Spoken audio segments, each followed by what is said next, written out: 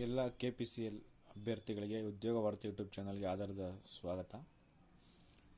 2024 ಫೆಬ್ರವರಿಯಲ್ಲಿ KPCL ಎಕ್ಸಾಮ್ನ conduct ಮಾಡಿರುತ್ತೆ. ಈ ಎಕ್ಸಾಮ್ಸ್ನ quash ಮಾಡಬೇಕು ಅಂತ ಹೇಳಿ ಅಭ್ಯರ್ಥಿಗಳು ಹೈಕೋರ್ಟ್ ಮೆಟ್ಲೇರಿರ್ತಾರೆ.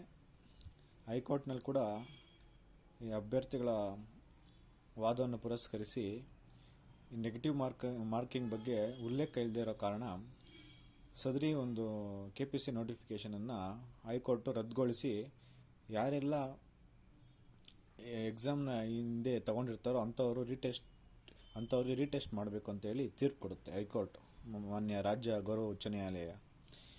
ಈ ಆದೇಶದ ವಿರುದ್ಧ ಮತ್ತೊಮ್ಮೆ ಮಾನ್ಯ ಘನ ಸರ್ಕಾರ, ಮಿನಿಸ್ಟ್ರಿ ಆಫ್ KPCL ಅವರು ಮೇಲ್ಮನೆಗೆ ಹೋಗ್ತಾರೆ ಸುಪ್ರೀಂ ಕೋರ್ಟ್ಗೆ. ಸುಪ್ರೀಂ ಕೋರ್ಟು ಕೂಡ ವಾದ ವಿವಾದಗಳನ್ನ ಆಲಿಸಿ ಮತ್ತೆ ತೀರ್ಪು ಕೊಡುತ್ತೆ. ಆ ತೀರ್ಪನ್ನು ಹೈಕೋರ್ಟ್ ಮಾನ್ಯ ಗೌರವ ರಾಜ್ಯ ಉಚ್ಚ ನ್ಯಾಯಾಲಯದ ಆದೇಶವನ್ನು ಎತ್ತಿ ಹಿಡಿತಾರೆ. ಸುಪ್ರೀಂ ಕೋರ್ಟ್ ಕೂಡ ಇವಾಗ ರೀಟೆಸ್ಟ್ ಮಾಡಬೇಕು ಅಂತೇಳಿ ತೀರ್ಪು ಕೊಡುತ್ತೆ.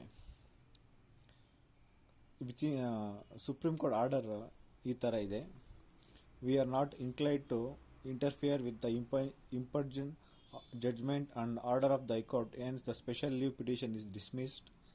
However, we direct that in the retest that has to be conducted as directed by the High Court. All the candidates who had taken the earlier test since quashed shall also be entitled to take the retest. If any candidate due to passage of time has become age barred, the same shall not operate as a bar for consideration of their candidature for appointment. ಅಂದರೆ ಮತ್ತೆ we record the submission of Mr. K. Shashikiran Shetty, learned additional advocate general for the state of Karnataka, that the retest shall be conducted within 4 months from date. ಅಂದರೆ ರೀಟೆಸ್ಟ್ನ within 4 months ಅಲ್ಲಿ conduct ಮಾಡಬೇಕು ಅಂತೇಳಿ KPCLಗೆ ಮರು ನಿರ್ದೇಶನ supreme court ನೀಡಿದೆ. ಇವಾಗ KPCL ಅವರು KEA ಆಗ್ಬೋದು, KPCLಗೆ ಆಗ್ಬೋದು ಎಕ್ಸಾಮ್ನ ಜವಾಬ್ದಾರಿ ವಹಿಸ್ತಾರೆ, ಅಥವಾ KPCL ಕಂಡಕ್ಟ್ ಮಾಡ್ಬೋದು. ಕಾದು ನೋಡಬೇಕಾಗಿದೆ. ಸೊ ಎಲ್ಲ ಅಭ್ಯರ್ಥಿಗಳು ಯಾರ್ಯಾರು 2024 ಎಲಿಜಿಬಲ್ ಆಗಿರ್ತಾರೆ ಅಥವಾ ಇನ್ಎಲಿಜಿಬಲ್ ಆಗಿರ್ತಾರೆ ಅವೆಲ್ಲನೂ ಕ್ವಾಶ್ ಆಗಿರುತ್ತೆ.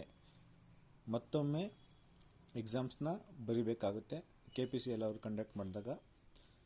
ಆದ್ದರಿಂದ ನಿಮ್ಮೆಲ್ಲ ಸ್ನೇಹಿತರಿಗೂ ಈ ಮಾಹಿತಿಯನ್ನು ಹಂಚಿಕೊಳ್ಳಿ ಅಂತ ಹೇಳ್ತಾ ವಂದನೆಗಳು, ಧನ್ಯವಾದಗಳು.